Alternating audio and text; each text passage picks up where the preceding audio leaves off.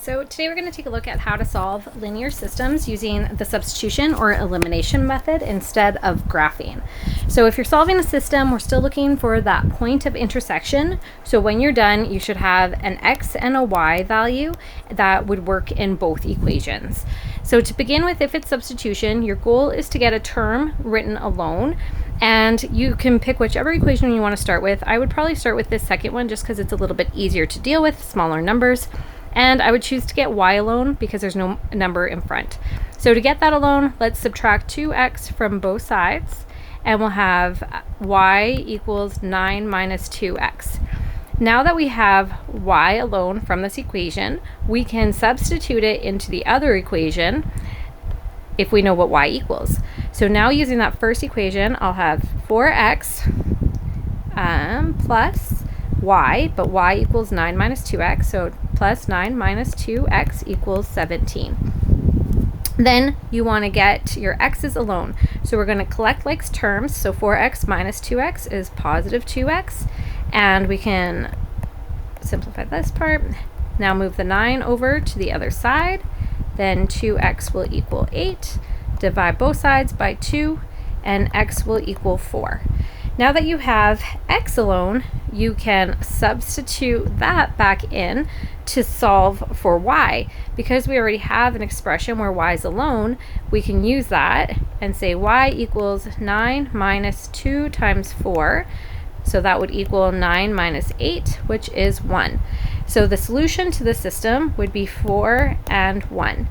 Now, you could always verify by plugging your values back in. So for instance, if I look at my first equation, so just to verify, I would have 4 times 4, because x is 4, plus 1, and 4 times 4 is 16 plus 1 equals 17, and that's what we wanted.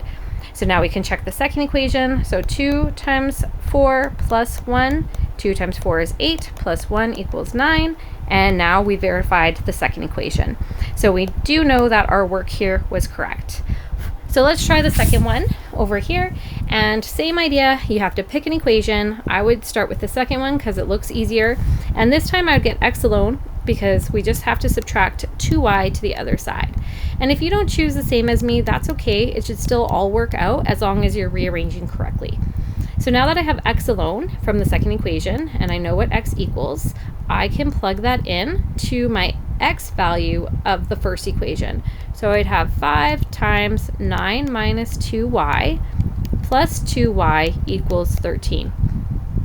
So it's a little bit harder to solve for this one just because we have this added step of distributing that 5 through. So 5 times 9 is 45 minus 10y plus 2y equals 13.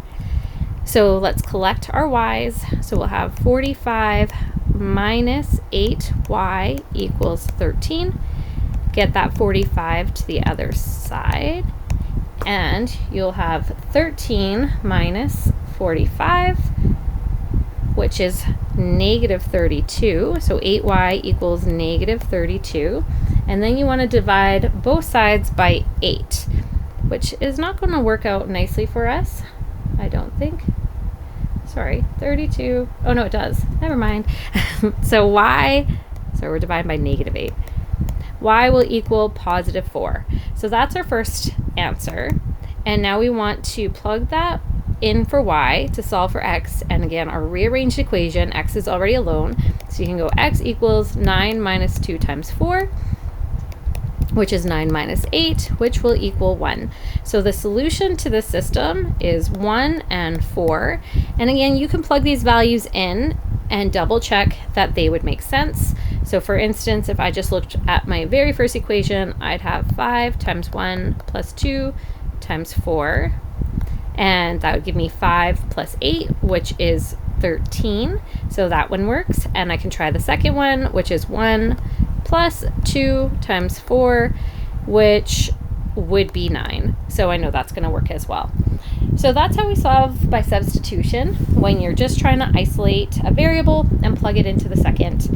Now, if you're solving a oh my goodness, if you're solving a system by elimination, what you'd want to do first is just make sure that your terms all line up, which they do. What I mean by that is that x's are in a row, y's are in a row, and your numbers are in a row.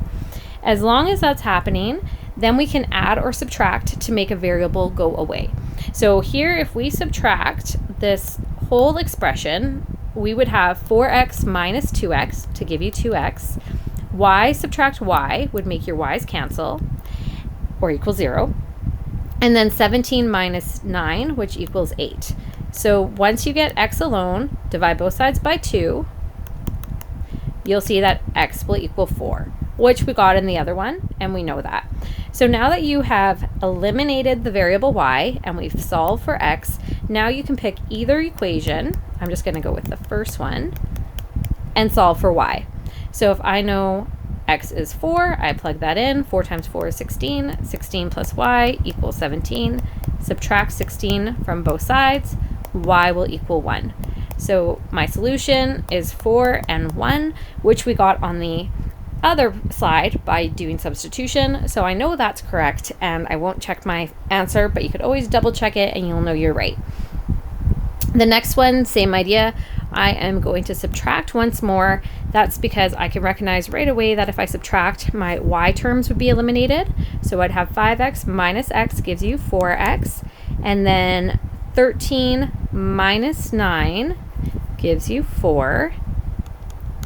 And then divide both sides by 4, and x will equal 1. Now, once you know what x is, pick either expression. This time I'm going to pick the second one. So 1 plus 2y equals 9. So I replaced x with 1, and I want to solve for y. So I've got to move that x to the, move the 1 to the other side. So 2y equals 8. Divide both sides by 2. Y will equal 4. So I know my solution is 1 and 4. And again, I verified this already, but you could verify it again just to know you did it right. So we have those same two questions, two different ways. You would also be able to solve this by graphing if you had a graphing calculator or graphing paper and find that point of intersection, and you're just looking for that point that will work in both equations. I hope you found this helpful. If it did, please subscribe and definitely let me know if there's any other video I can do for you. Thanks for watching.